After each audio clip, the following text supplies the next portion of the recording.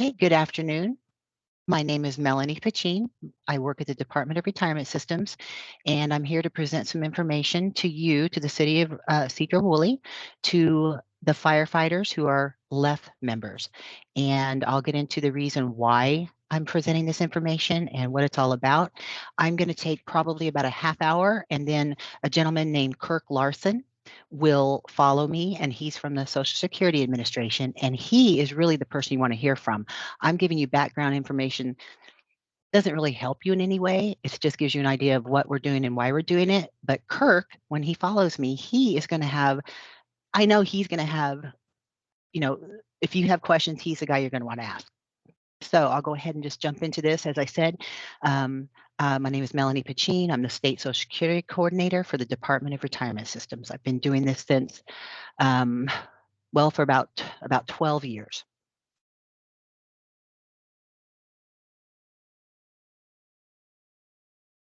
Okay, and just rocking and rolling today with the things not working right. Here we go. These are the topics I'm going to talk about, and I'm going to go through them, fairly quickly. Social Security from 1935 to 1950. Social Security from 1951 to today. Mandatory coverage, who's covered mandatorily by Social Security. Voluntary coverage, what is it? How does it work? Section 218 agreements, what those are. The referendum process, and then I have a couple of FAQs that I've been asked many times. I have overseen more than 100 of these referenda. So I've done this many, many times. I've given this presentation many, many times, even though right now it may not seem like it, but I have, and done this many, many times. And you are not the first set of firefighters that have been found to be reporting or paying into Social Security in error. This is not a terribly uncommon thing. Okay, so we're going to go back to the beginning, 1935. That is when FDR signed the Social Security Act into law. The first taxes were paid in 1937. The first benefits were paid out in 1937. The key thing here is that from 1935 to 1950, no public employee, no state or local government employee could pay into Social Security. It was a question of constitutionality. Was it legal? Was it constitutional for the federal government to tax state and local governments through the Social Security tax? And up until 1950, the answer was no, absolutely not. So up until 1950, you could work at a small governmental agency. They may not be able to afford to have a retirement system, or they just don't have one. And you also couldn't participate in Social Security even if you wanted to. So from up until 1950, no state or local public employee participated in Social Security. I always like to mention where the term FICA came from, Federal Insurance Contributions Act. That was passed in 1937, and it took the taxing provisions out of the Social Security Act and put it into the Internal Revenue Code. And so if you see FICA on your pay stub, that's where the term comes from, Federal Insurance Contributions Act. It's the Social Security Administration doles out the benefits or administers the benefits, but the IRS collects the tax. So as I said before, 1935 to 1950, no Social Security coverage whatsoever for state and local government employees. So then in the 1950s, that changed. So let's see what happened starting 1951. In 1951, Section 218 of the Social Security Act was authorized. So each state could enter into an agreement with the federal government to voluntarily elect to provide Social Security coverage for the public employees in that state. And it was totally voluntary, and it only applied to employees who weren't already covered by a retirement plan. So, and it didn't matter what kind of retirement plan, just any retirement plan, which is a key thing. So, and every state did eventually enter into one of these agreements with the federal government. So it stayed like that for a little while. Then in 1955, the law was amended again to allow for state and local government employees to be able to participate in a retirement system and also pay into Social Security, again, on a voluntary basis. Now, that new law applied to everyone except police officers and firefighters. So, again, even in 1955, even though other type of public employees could participate in Social Security and a public retirement plan, police officers and firefighters could not yet. Then 1959, yet again, another change. Police officers and firefighters who were in a retirement system could be covered in Washington state. And different states have different dates that this new law took effect, or some states never adopted it, and some did at different dates. But 1959 is when Washington said, hey, we're going to allow police officers and firefighters in a retirement system to also pay into Social Security if coverage is obtained. So fast forward to 1986, mandatory Medicare kicked in for most people. So if you were hired on or after April 1st, 1986, you're subject to mandatory Medicare, no matter where you work. And today, there are still some, mostly firefighters, there are still some firefighters in the state of Washington, and maybe some police, that don't pay into Medicare because they were hired prior to this date, and they don't participate in Social Security, and they don't have Medicare. Most of them are fine with that. Most of them are going to get Medicare coverage through a spouse's record. However, I do occasionally get a panicked call from someone who says, "Ooh, wish I would have paid into Medicare, but what can I do now?" Usually I don't have a good answer for them. Anyway, I doubt there's probably no way that anybody that's watching this right now was hired prior to April 1st, 1986. So regardless of whether you pay Social Security or not, you're all going to continue to pay into Medicare. Let's talk about 1991. 1991 was a huge change. The law changed yet again. And now 91, that's 40 years. That's 40 years after the initial change to even allow the voluntary coverage. So July 2nd, 1991, big change. Mandatory Social Security coverage was extended to most state and local government employees, unless they were members of a retirement plan. So now what you have is that every state and local government employee, if they're not in a covered by a retirement plan, at least now they're going to be covered by Social Security. So now it's one or the other. They're guaranteed to have one or the other, Social Security or a public retirement system. And so that, and also I think that law in 1991 confused a lot of people, because I think a lot of people just thought, well, from now on, everybody pays, which is not correct. And I think that I've seen a lot of errors where people just assumed that everybody pays Social Security now, and that's simply not true, as you know.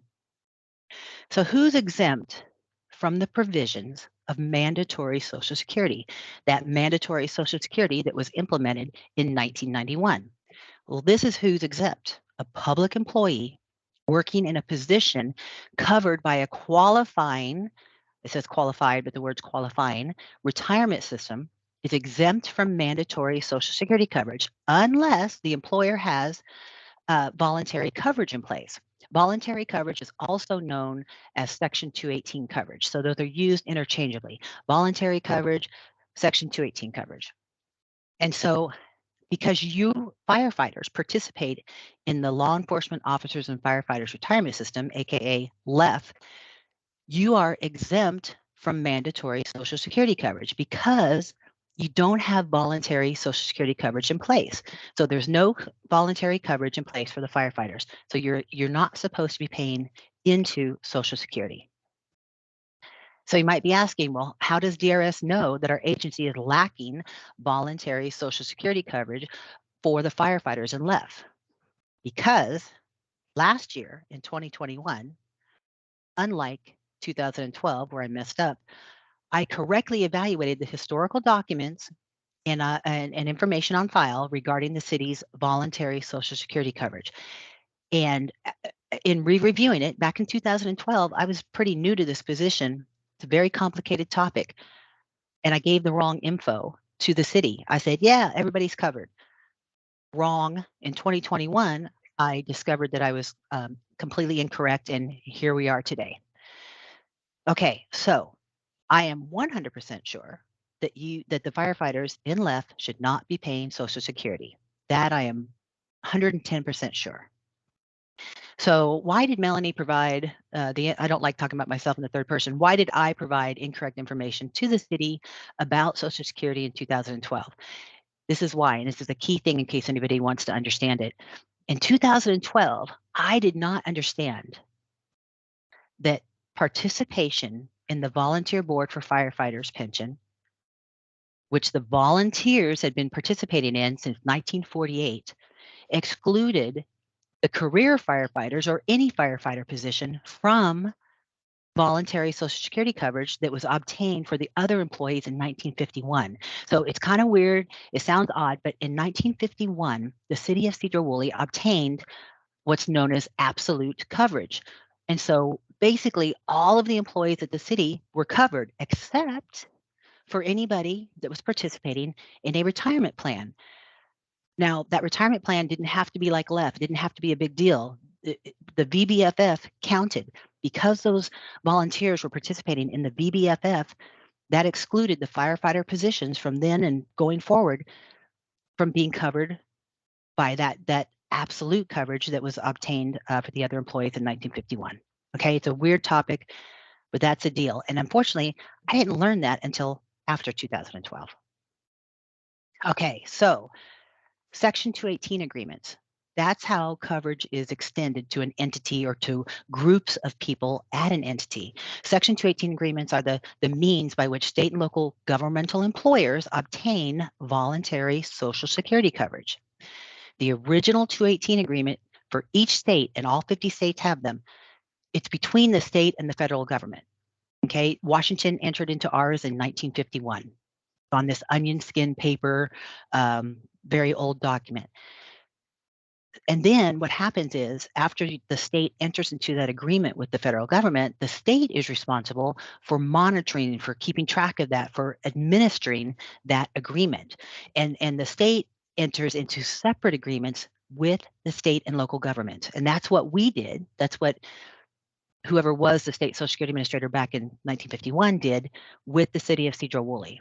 And this is actually what it looks like. So every time an entity is going to get added to the state's master agreement, we modify the original agreement. The city of Sedro-Woolley is on modification number 1, the first modification to the agreement. I'm actually up to number 1016. We're up to modification 1016 to the state's original agreement. But the city of Sedro-Woolley got in there immediately. They're on modification number 1. And you can see on there, July 1st, 1951 is when every other employee of the city was covered for Social Security, except for the firefighters. Okay, so how do the 218 agreements work? They're not really in place. They don't count until the Social Security Administration gives their final approval. So, we could go through all the motions, but if I do anything wrong or something's not right, there's a whole team of attorneys that look over everything I send to them at the SSA, and they have to approve it and make sure everything's done properly. So just quickly, who all has Section 218 agreements? All 50 states plus Puerto Rico and the Virgin Islands have Section 218 agreements with the SSA. It's estimated that about a quarter of public employees in the United States do not participate in Social Security. And I can tell you in Washington, it's mostly firefighters that don't participate. So Washington's 218 agreement, I'm just going to go over it real quick, just kind of a historical timeline. In the 1950s, retirement system members and non-retirement system members were all covered for voluntary Social Security at the state agencies. Everybody except the state troopers. The Washington state troopers do not pay into Social Security today. All the colleges obtained coverage and all the school districts obtained coverage. So what does that leave out? That leaves out political subdivisions. That's cities, towns, water districts, sewer districts, et cetera, et cetera. That's what type of agencies may or may not have coverage. The rest of these, I know for sure it's a done deal, but everybody else, I have to investigate.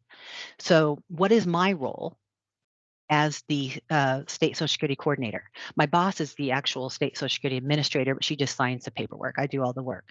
So each state has a person or agency assigned to be that, the state Social Security administrator.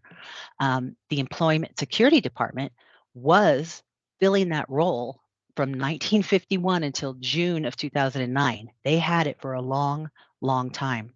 Then Governor Gregoire transferred the responsibility from the Employment Security Department to DRF in 2009. And then a little later, I came into the job and then, still didn't know it all in 2012. Okay, so what do? We monitor coverage at the existing entities in the state of Washington. We respond to inquiries from employers regarding Social Security coverage. Hopefully we give the right answer, which I'll just say again, I didn't in 2012. And then we take appropriate steps to execute modifications, just like the one I showed you, to the original 218 agreement between the state of Washington and the federal government. So that's our role, is to be a liaison. Nobody at your agency can go directly to the SSA and get this done. You have to go through the Department of Retirement Systems. Okay, moving on. Voluntary Social Security coverage. In order to obtain voluntary Social Security coverage for the firefighters who participate in a qualifying retirement system, such as LEF, a majority vote referendum must be held. Now, when I say qualifying with my little air quotes, I'm talking about a plan that is a FICA replacement plan. It qualifies, it meets the IRS, or rather the Internal Revenue Code criteria to qualify to be a replacement for Social Security. LEF is that type of a plan. It meets the criteria. So in order for firefighters who are in a qualifying plan to participate in Social Security, a majority vote referendum has to be held. That's in federal law. It's in Section 218 of the Social Security Act. So because you've been paying in erroneously, now we're going to do what we can to correct the situation, and either the firefighters are going to vote to continue paying into Social Security, or they're going to vote to stop paying into Social Security. And I understand that it could be contentious. You probably have firefighters of varying ages. You probably have firefighters with kids, without kids, with just a huge variety of scenarios. And so everybody might have a different feeling about it. So it sometimes, quite often, these referenda can be contentious. So anyway, you're going to decide, and that decision is going to be made by secret ballot. So the referendum can't even happen unless the governing board of your entity authorizes it, and that's what happened. So your governing board, the city council, authorized the holding of this referendum that we're going to have. So the referendum, you must have at least, it's a simple majority. So you have to have at least 50% plus one of the eligible voters must vote yes to result in a favorable referendum. When I say favorable, I'm saying in favor of Social Security. So to clarify, it's 50% plus one of the eligible voter count, not how many return a ballot, but how many possible votes there are. So can somebody tell me, last count, I thought there were 10 voters. Can somebody confirm that for me?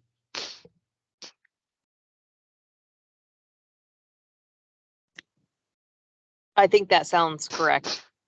Okay, we'll just go with that. 7 So firefighters, paramedics, and 3 chiefs.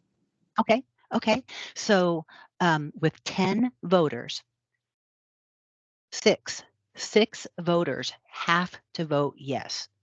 It's not how many yes versus no's come in. It's of the eligible voter count, it has to be a simple majority that vote yes. So 10 voters, 6 have to vote yes, or you're out of Social Security. Okay, who's eligible to vote? I do want to say this because just in case.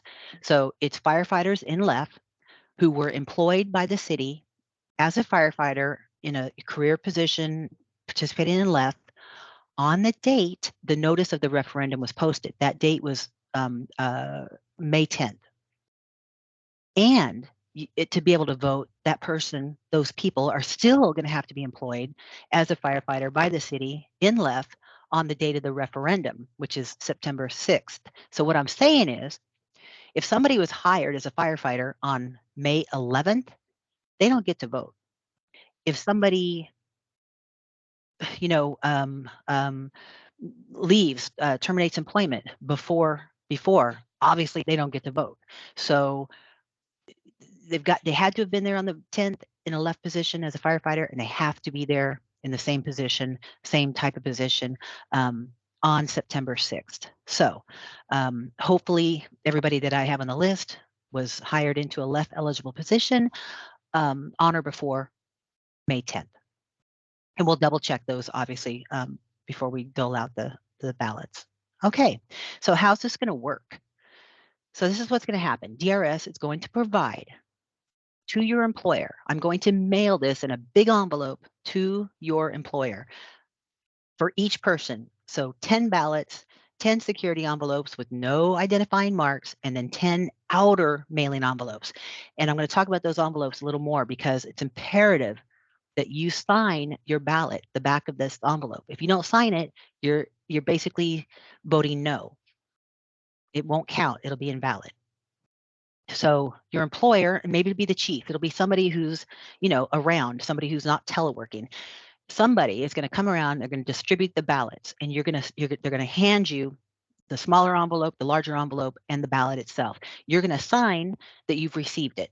Okay. And then whoever distributes them is going to mail, or rather, scan and email back to me that documentation that each person received their ballot. The ballot will not be, it'll be very clear. The ballot is going to say, yes, I want to continue participating in Social Security, or no, I want to stop. That's it. Yes or no. This is what the smaller envelope looks like. Pretty straightforward, I think. Insert ballot into this envelope, place this envelope into the larger one, just like, very similar to voting by mail at home in normal sort of elections. So here is what the outside, the bigger envelope looks like. And you can see it's got OSI ballot enclosed, and it goes to our address. Now I'm going to tell you that in of the 100+ referenda that I have supervised or conducted or helped with, we've never lost a ballot. So there's never been an issue about that. So, and hopefully, and we don't want the city to be the first one. So that's what the outside of it looks like. And here is a key thing as well. Very important. Don't forget to print your name and sign the back of the larger envelope, because if you don't, you've just failed and your vote doesn't count, and it basically equals a no. So it could say yes inside, doesn't matter. I'm not even opening it. If the name and signature is not on the back of that envelope, I will not even open that envelope. So please be sure and print your name and sign your ballot, the ballot envelope. Okay, so what's going to happen is I'm going to get those ballots out to you in August. Those ballots are going to get to you in the middle of August, plenty of time, as early as I need to get them out. And then you, the voters, you need to make sure that your vote is postmarked by the date of the referendum, which is September 6th, 2022. So it's imperative that you get it in the mail and get that postmark on there. Otherwise, it won't count. And as I said, I'm going to get those ballots out to you in plenty of time.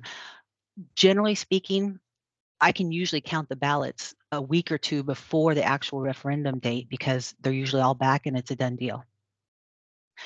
As I said before, a failure to return a ballot equals a no vote. So if you don't return a ballot, or if you fail to sign the back of the envelope, you've just voted no, whether that was your intent or not. Now, if you're thinking to yourself, hey, I'm just not going to return my ballot because I just want to vote no, I understand that, but I'm hoping that you'll take the time to just go ahead and document that you're voting no and mail it in anyway. Anybody that I don't get a ballot from, I'm going to reach out to you. I won't tell you your employer that I'm reaching out to you per se, because they don't need to know. But I'm going to be reaching out, going, "Hey man, did you mail a ballot in?" Okay, because I want to account for every single one. So Unless you want me to harass you and stalk you and find out what's going on, please return your ballot. It'll just make it easier on everybody. And this is a secret vote, okay? Nobody is going to know how you voted. And in a way, not even me, because those envelopes are going to come in. I'm going to verify the signatures. After I verify the signature and mark off that you voted, I'm going to set that aside. Then I'm going to turn around. I'm going to open those envelopes, take the ballot out, and separate them. So even in my own mind, I'm never going to connect your vote, that ballot, to your envelope, okay? And DRS will forever. We're not even allowed to get rid of them. We will be keeping them forever and ever. So we'll have your envelope that you signed showing that you voted, and then we'll have your ballot over here, but they'll never be connected. Nobody's going to know how you voted. So I'm just really trying to get across to you that it's a secret ballot. Nobody's going to know. Okay. What happens if the vote is favorable? What if 6 or more people vote yes? Well, then you're not going to see any kind of change in your payroll, because things are just going to continue on. You're going to continue paying into Social Security, and life goes on. And then DRS will submit a modification. We'll do a bunch of bureaucratic work, et cetera, and that'll just be between myself and the people, in HR, payroll, and et cetera. So that's what'll happen if the vote's favorable. Very simple, not much. You'll notice nothing. Now, I do want to mention this. Social Security coverage can never be terminated. So once you obtain this coverage, you can never come back and say, hey, we have changed our mind. We would like to terminate. We don't want to do this anymore. I will tell you that up until 1983, people could terminate coverage, but Congress took that ability away in 1983. So now, once you're in, you can never get out. Just want to put that out there. Okay, let's talk about what happens if the referendum is unfavorable. This is what's going to happen then.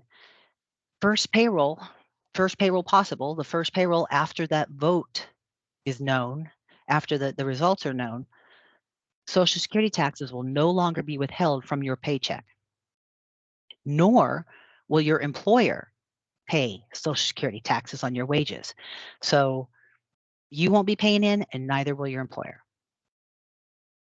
Then there's a whole bunch of work that has to happen by your employer. Your employer has to remove the wage amounts that were previously reported to the Social Security Administration as Social Security covered wages. Now, and not time immemorial, only a certain amount of time, which I'm going to get to in a minute.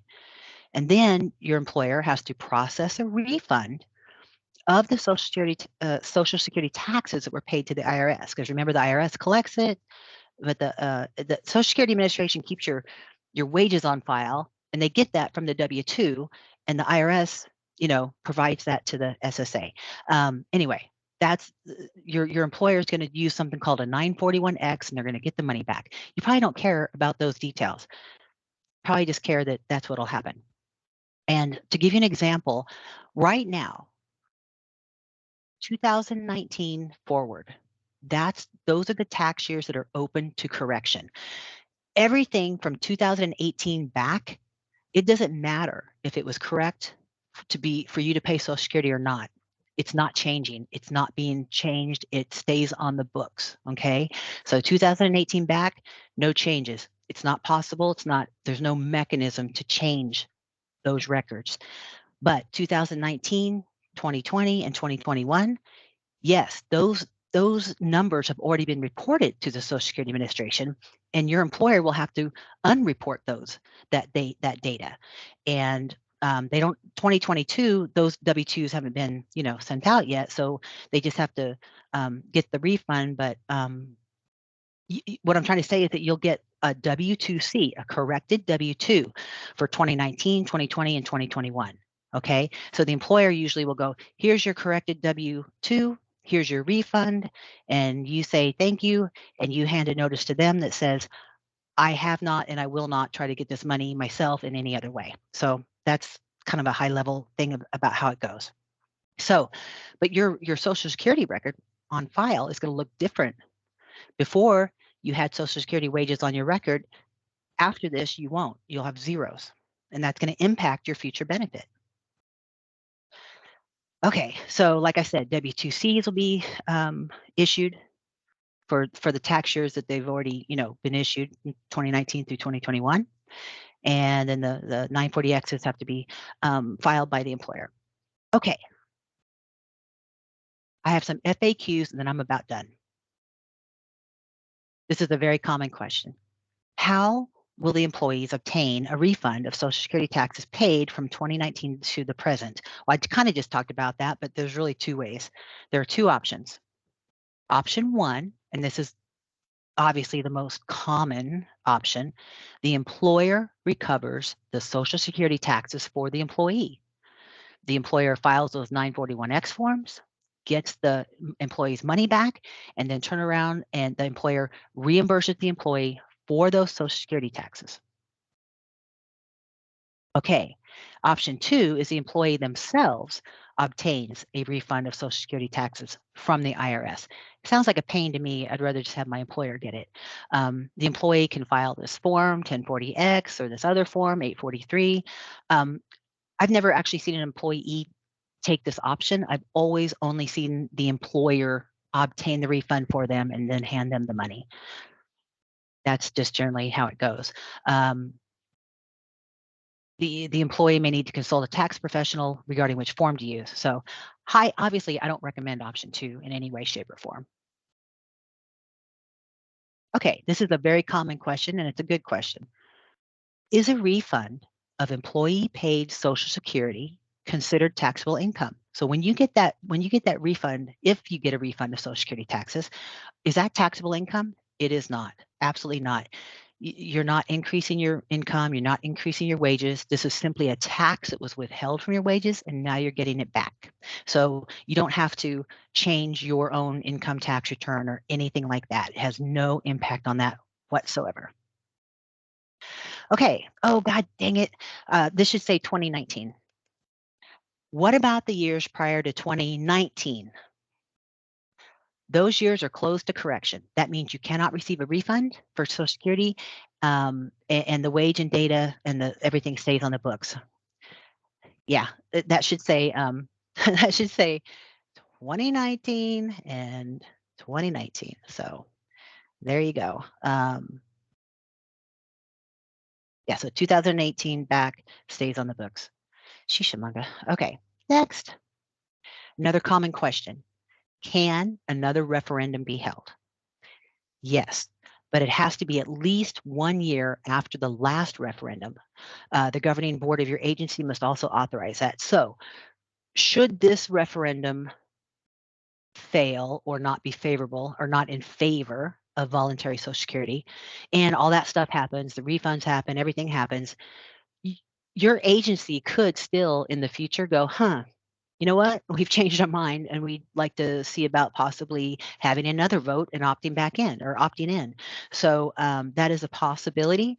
Don't usually see it happen, but I have seen it happen like 10, 12 years later.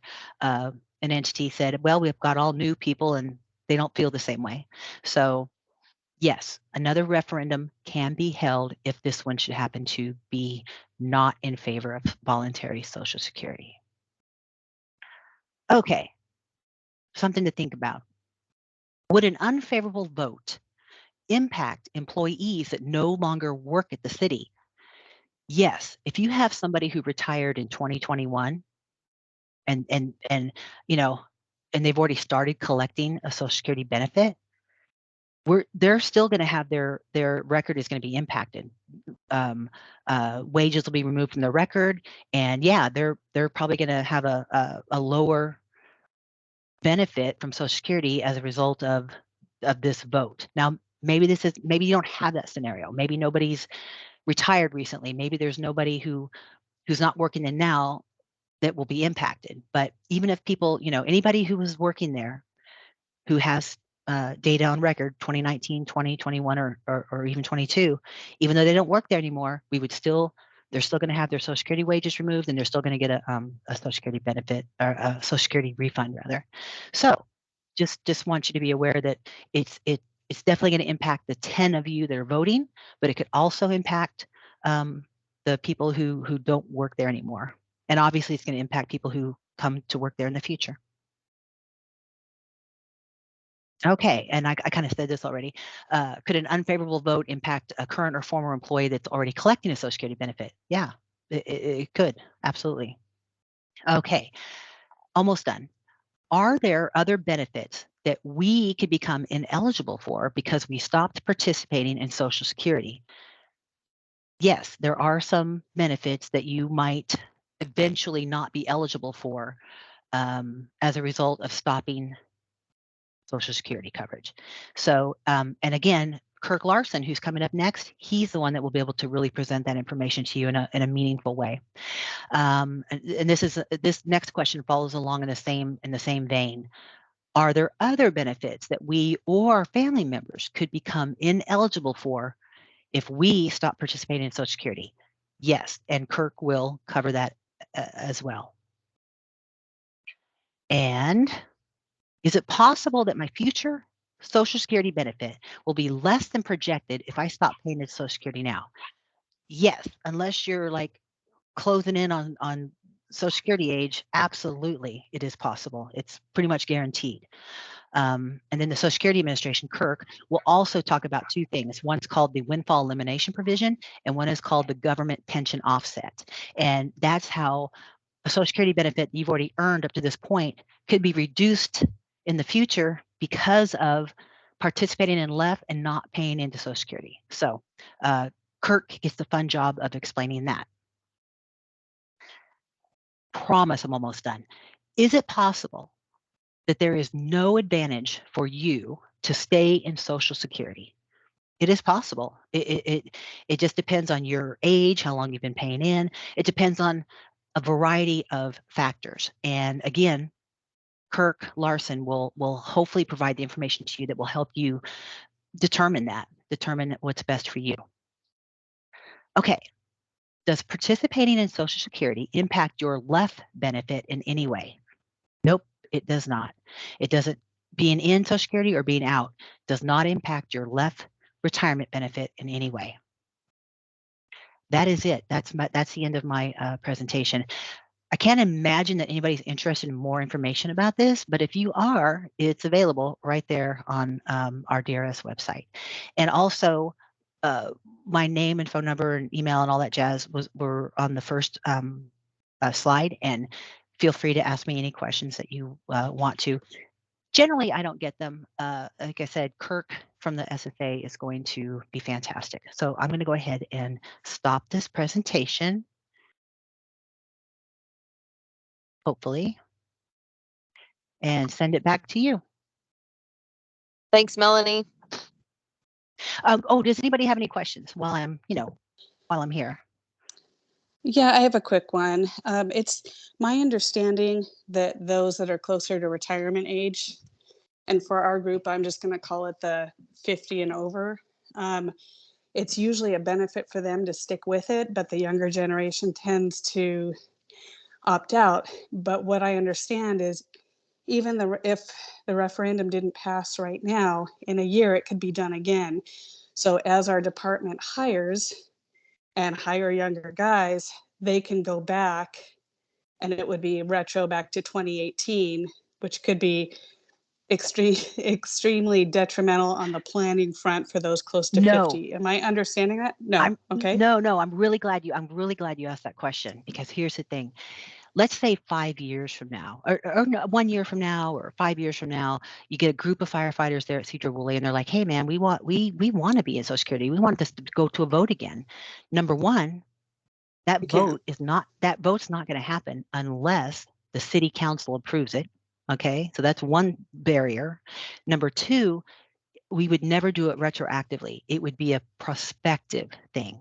So next year, or 5 years, or 10 years from now, if the firefighter said, "Hey, we want to vote on this again," it would be okay. You can vote on this, but it's going to be only for the future. It would not be retroactive.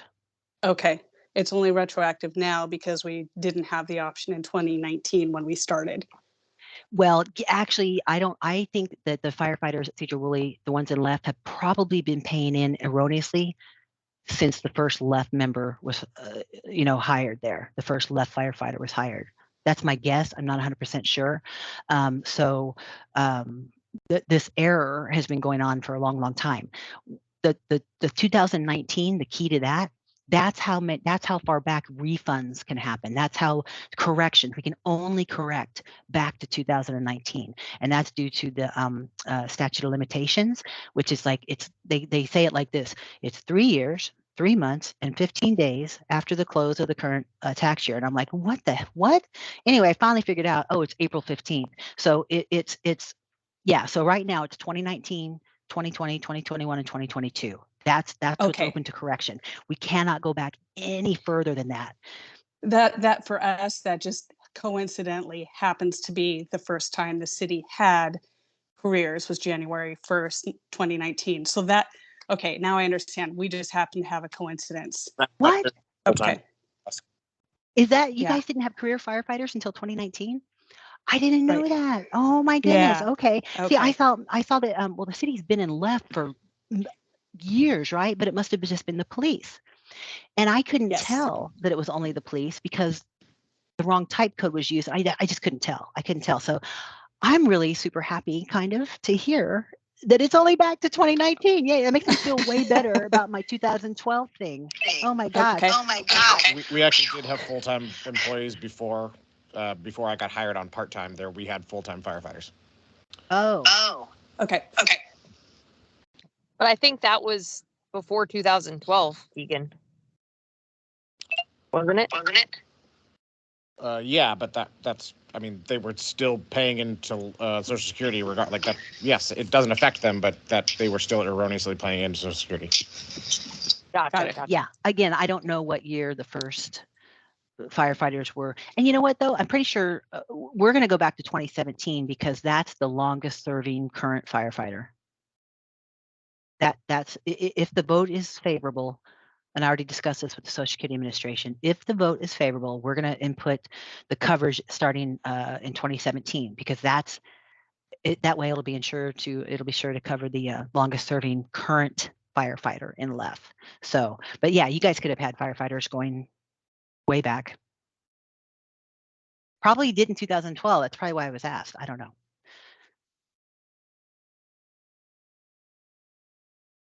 Okay, so any other questions?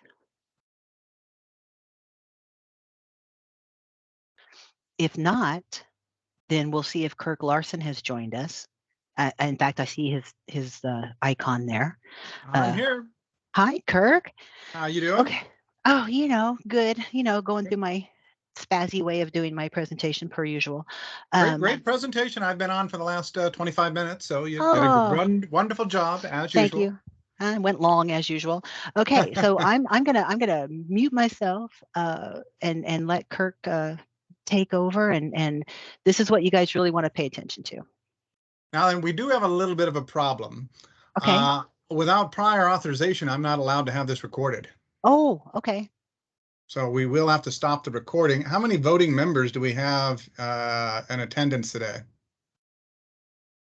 3 out of the 10. 3 out of the 10. Okay.